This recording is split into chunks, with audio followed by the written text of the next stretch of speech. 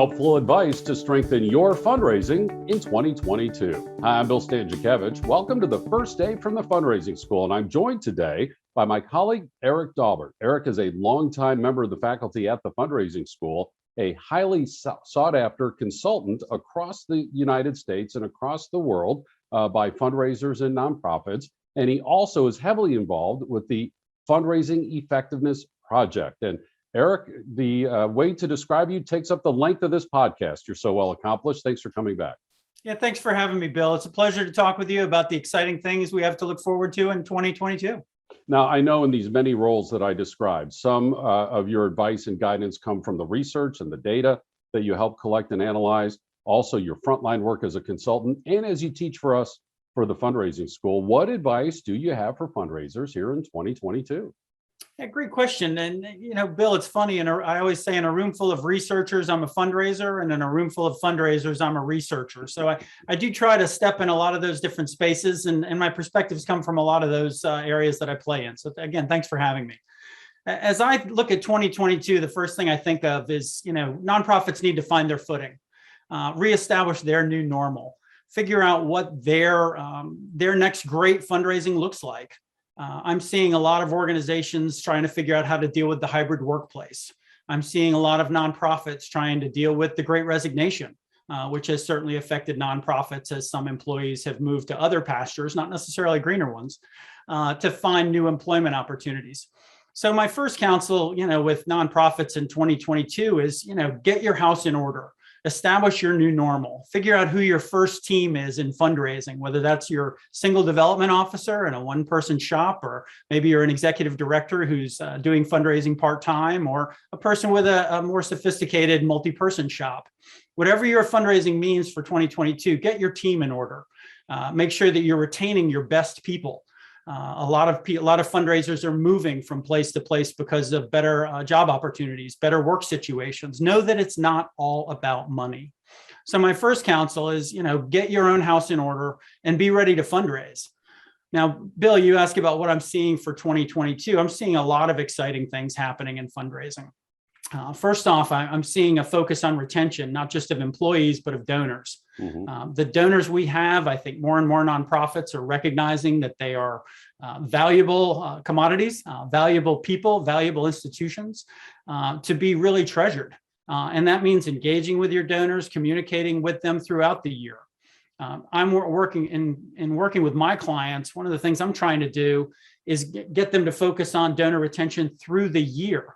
I'll give you one example. If you think about your inbox in December, and think about how many nonprofit emails you got in December, and now look at your email box in January, and think about how many nonprofit emails you're getting in January. And I promise you the number will be greatly reduced. So I share that with you. Now's the time to be in touch with your donors, increase communication, increase engagement, because you might be the only person talking. And that might just give you a loud voice at the table. So those are some things that I'm seeing kind of out of the gate. Erik, to go back to the fundraising staff, we really do need to pour into our people. As you said, with the Great Resignation, we're seeing, just record numbers of folks changing jobs and not necessarily leaving the workforce, but changing for other jobs. And for those of us who are leading fundraising teams, we should always be close to our workforce, and now more than ever. Yeah, I couldn't agree more. And, one of the things that I so enjoy about working with the Fundraising School is that as the workforce has adapted, so has the Fundraising School. Again, offering educational programs in person, virtual, live, async. So, if you want to do a class at 3 a.m, or you want to do a class at 6 p.m, or with a live person, or with a video, you can find a way to do it. So that's just one example of how the business sector, AKA Indiana University and the Fundraising School, is adapting to these new needs in our nonprofit sector for things like training and development. So nonprofits need to be adapting as well, whether that's to local pay scales or benefit packages or paid time off or hybrid workplace. There's so many ways to make employees feel valued. And again, your best people, it pays to keep them. Research from places like the Association of Healthcare Philanthropy shows that the longer retained fundraisers produce more fundraising revenue for nonprofits than new ones. Groups like various management associations have shown that it takes a long time to get an employee up to speed, and it takes new investment to get new employees up to speed. So long story short, if you've got great people keep them. And if you don't have great people, go find them, because now's the time in the Great Resignation. And you also talked about maintaining relationships with donors. And as we look ahead throughout 2022, some of the questions we hear about are, will donors have COVID fatigue, and will that affect their charitable giving decisions in 2022? And what about this whole huge move to digital? Are people going to want to be more comfortable to come back in person? Are my special events still going to need to be online, or a little bit of both?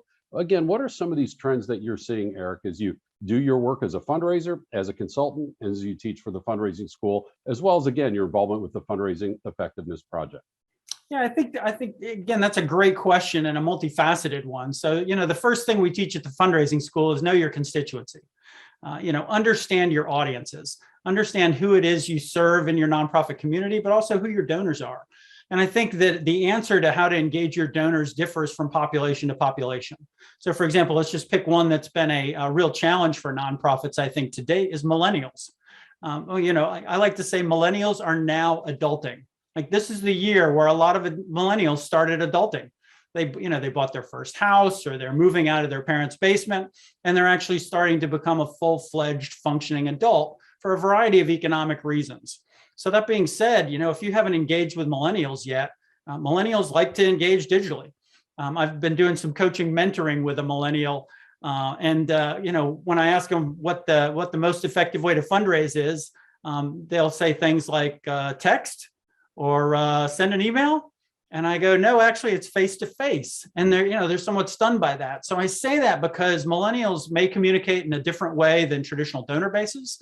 But whatever donor you're trying to touch, you need to be finding a way to engage with them personally and as personally as possible, because that generates the best fundraising return on investment when you can. Now, again, to go to another facet of your question, when you can't engage with people as personally as possible, then we obviously need to leverage technology to the betterment of our organizations. So, do you have a good functioning CRM? There's lots of them on the market in a variety of price ranges. You can go find one. If you've been using Excel for a long time, maybe this is the year to make that switch.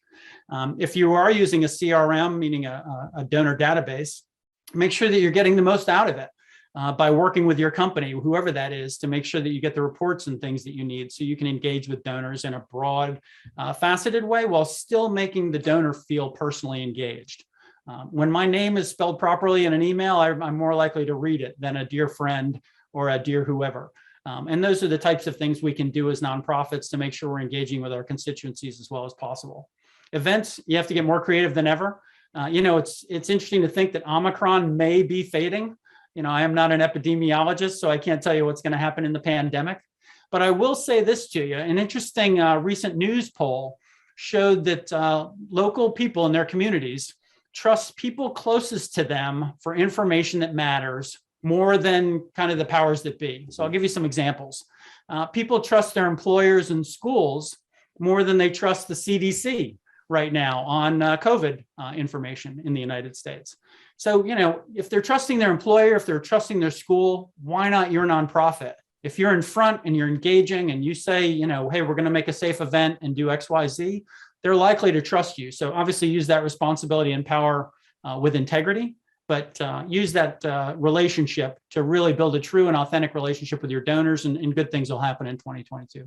Couple data points. You mentioned millennials. People think about the hot housing market in the United States. About 2/3 of the mortgages for house purchasing, not the refinancing, but the house purchasing, were by millennials buying that first house. And about 1/3 of millennials in the last 18 months have drafted a will for the first time. And so again, as Erik mentioned, some of these signs of some changing behaviors for millennials that can be associated, correlated with charitable giving. And also I had asked Erik about digital fundraising. So Erik, kind of one of these leading edge topics now is cryptocurrency, right? As we had Giving Tuesday at the end of 2021 raised about $2.7 billion. For the first time, we had Giving Crypto Tuesday. It raised about $10 million. And before anybody scoffs at that difference, the very first year of Giving Tuesday, about 10 years ago, raised $10 million. Is crypto a fad, or is this something fundraisers need to start learning about? Yeah, I think the answer is still yet to be determined, but my answer is certainly the fundraisers need to start learning about it. Whether you're looking at working with companies like the Giving Block or Crypto for Charity, which I believe is the new platform from freewill.org. There are a variety of crypto platforms that you can work with. And again, our goal should be to be where donors want to give. If donors want to give a stock gift, we want to be able to receive it. If donors want to give cash, we want to be able to receive it. If donors want to give crypto, we want to be able to receive it. Now, that being said, a personal opinion here, Bill, I'm cautious as a crypto investor. So if I were to accept cryptocurrency as a nonprofit, I'd have a policy for moving that currency in appropriate ways as a nonprofit organization. So your organization has to decide, do you want to have the same policies you do with stock? For example, many nonprofits sell stock the day it comes in and have an account managed to set that up. Should you be doing the same thing with crypto? It's certainly worth looking into and certainly worth a good conversation. So yeah, great topics. And another question we're getting a lot is the inflation rate. Highest inflation rate in the United States in the last 40 years. Our fundraising audience around the world very likely facing relatively high inflation rates compared to the last 3 or 4 decades. Erik, what advice do you have for fundraisers as we're seeing these again relatively high inflation rates compared to 30, 40 years ago? Yeah, I think inflation does a number of things. One is it can make major donors nervous as their buying power diminishes. So there's one facet of inflation that can be concerning. Another facet of inflation, obviously, is people on the ground who are trying to buy bread and meat for their family dinner may not be able to afford that anymore. So what I would say is it's kind of a double-edged sword. It makes our cases stronger. It makes our case, many of our missions, the need for our work is often ramped up in times of greater inflation. 6 out of 10 Americans in a recent study said that their family income is not keeping up with the cost of living. 6 out of 10. So obviously those 6 out of 10 donors may feel a bit more squeezed to give a gift than maybe they have before. Using strategies like monthly giving can be a great way to work with donors like that, for example. I think some of our wealthier donors, and by the way, the top 10 richest men in the world doubled their net worth in the first 2 years of the pandemic. If you look at the S&P 500 and the various stock indexes, obviously they exploded last year. If you look at them this year, they're taking some bumps and some hits, if you will. So there's been a little bit of a correction, if you will, in the market. So that being said, approach major donors, understanding that they may in the moment be having a little bit of what I call psychic poverty, meaning that they're still a lot richer than they were 2 years ago, but their wallets may be feeling dented in the moment. So, I think we're going to have to work with inflation from both sides of that story. And that means working with your major donors on a giving schedule that makes sense for them and the great gifts that they can give and working with the need in your community to address the challenges faced by inflation. So again, thanks for that question, Bill. And of course, it'll be important when nonprofits create their next budget. A lot of folks are doing their budget July 1 to June 30th, but even if your fiscal year is different, to make sure you're taking inflation into account on the expense side, which then can be reflected in your fundraising goals moving forward. Erik, as we conclude, any other advice, final advice that you have for fundraising? Yeah, I think there's going to be a lot of dynamic things happening in the nonprofit fundraising landscape for 2022. There's going to be a lot of capital campaigns on the horizon. I think planned giving, as you mentioned, Bill, is going to be more of a discussion than ever. So be a part of that discussion. I think foundation giving is going to be robust given the past returns we've seen in the market. Long story short, learn about fundraising opportunities that are available to your nonprofit organization and make the most of them in 2022 while getting your house in order and being prepared to leap forward into the future for another great year. Well, from this podcast, our audience can see and hear why Erik Daubert is a highly sought after fundraising consultant nationally and around the world, and the expertise that he gives to and gleans from the Fundraising Effectiveness Project, and why he is a highly effective teacher for us here at the Fundraising School, where you can learn about our public courses, which are in person in a growing number of U.S. cities.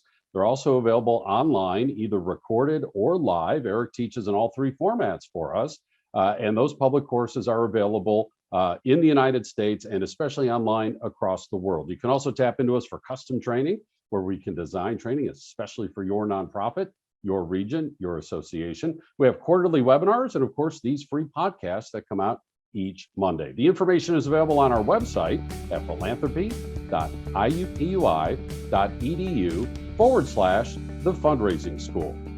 Our guest today is Erik Daubert. Our producers today are Jennifer Boffman and Mike Anthony. I'm Bill Stanczykiewicz, and now you are now more fully informed on this first day from the Fundraising School.